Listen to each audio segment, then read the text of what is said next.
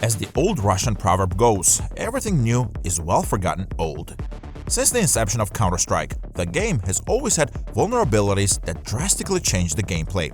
Even in CS 1.6, there was an exploit known for completely removing weapon spread.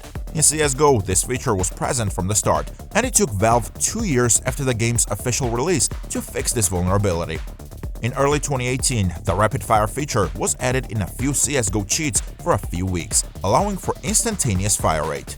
At the end of 2018, Double Tap was featured with a similar concept. It allowed you to instantly fire 2 or more bullets, and it was never fixed until the release of CS2. But who would have thought that these exploits would not only resurface in the new Counter-Strike game, but also come back improved? So let's talk about no spread and rapid fire in CS2. With the transition to the Source 2 engine, the game gained entirely new capabilities, enhanced graphics, new game systems and mechanics, and other interesting innovations, including exploits.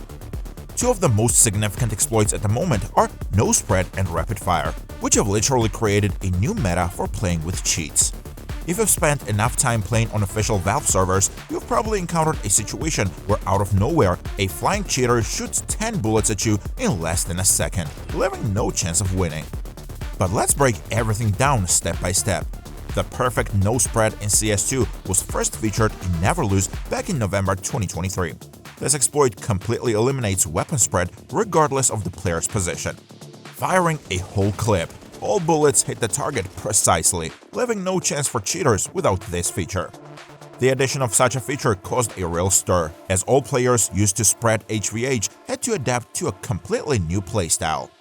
In games where accuracy and control over shooting are crucial, bullet spread is controlled by pseudo-random numbers to simulate realistic weapon behavior. In the Counter-Strike series, including CS2, a similar system is implemented. The basis for generating these numbers is a seed, which can be described as an initializer for the pseudo-random number generator.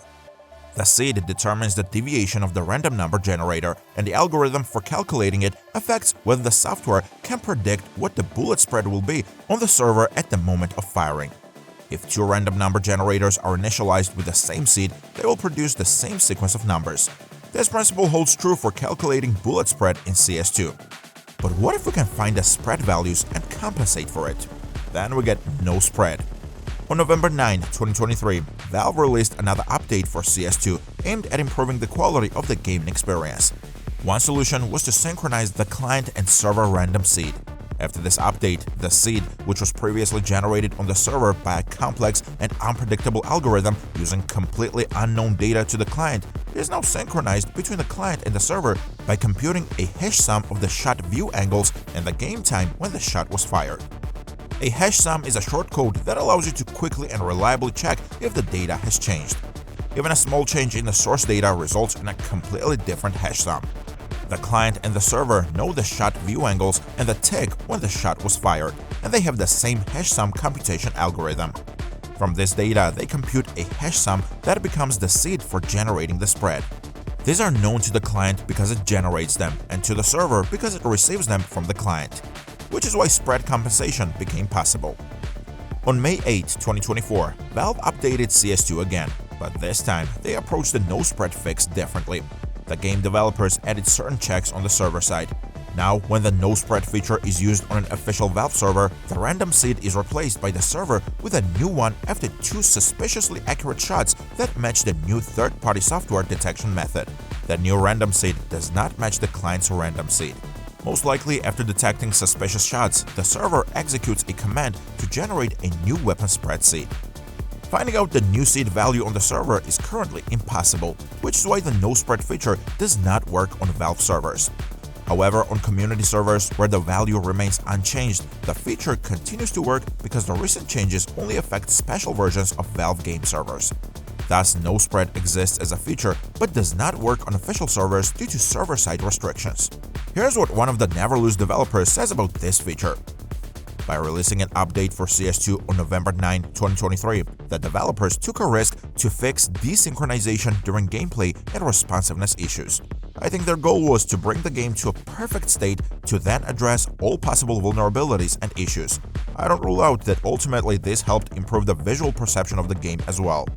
Besides, I can assume that the decision to implement the code this way in this update could have been made due to new team members who had no experience with Counter-Strike and therefore proposed this approach. In the end, this allowed us to implement the no-spread feature. But if you think no-spread is the most dangerous exploit, let's talk about rapid fire. Previously in CSGO, there was an exploit called Double Tap, which allowed players to instantly fire 2 or more bullets depending on the weapon type. We covered this and other exploits in one of our previous videos, so I recommend checking it out.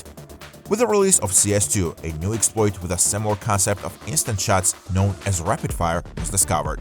This feature existed even before the official release of the game, but it disappeared for a few months and was later rediscovered and successfully implemented in Neverlose. Rapid fire allows you to fire bullets almost instantly, emptying most weapons clips in less than a second. The main idea of this exploit is to manipulate the player's input history at the moment the attack button is pressed. As a result, the program simply breaks the internal attack timer. The CS2 game engine separates shots into 2 types: single, or starting, like with the AWP or pistols, and continuous, like with the AK-47 or any other weapon that can fire without releasing the left mouse button. The timer's operation depends on the shot type. Single shots are based on the time when the player started shooting, while continuous shots depend on the previous shot's time. The software modifies the input information, tricking the server into thinking all shots are continuous.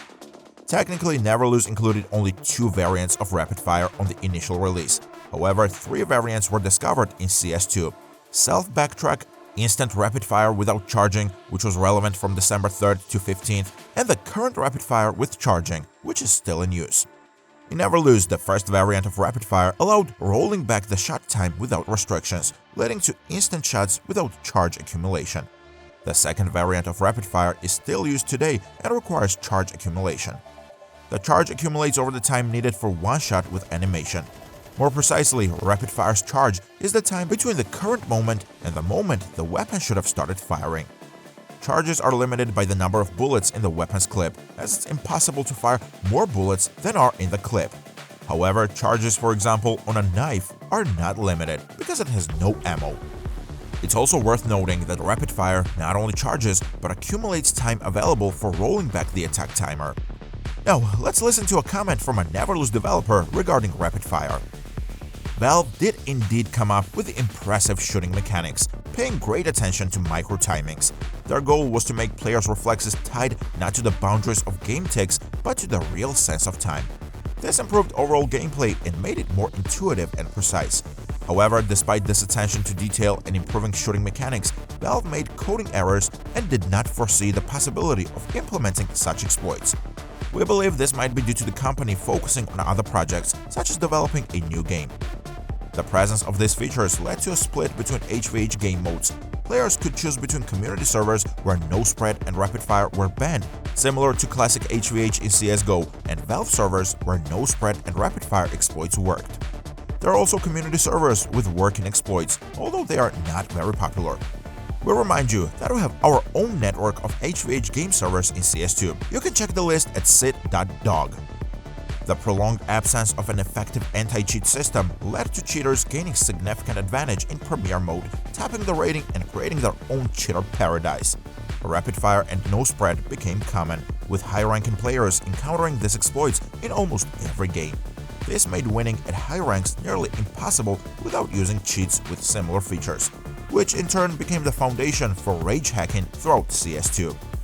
The world's top Premier ranking leaders were, and some still are, players using no-spread and rapid-fire exploits. Currently, Valve is making efforts to address this issue. However, it must be acknowledged that the cheater problem with exploits requires serious effort and a considerable amount of time and data. It's important to note that developing a new game is good, but it's also crucial not to forget about existing problems in the current project. What will happen with this exploit in the future is unknown to anyone, but we, the Neverlose team, will keep you updated with the latest news. We'll be waiting for your comments below this video. You might point out some important points we missed. Feel free to also share topics you would like to learn about in future videos. Throughout this video, we've hidden several Easter eggs containing subscription activation codes, and we're starting a giveaway for all commenters. The rules are simple: like the video, subscribe to our channel, and leave a meaningful comment with your Neverlose username at the end of it. Thank you for watching. This has been the Neverlose team. Stay tuned for more insights in our upcoming videos.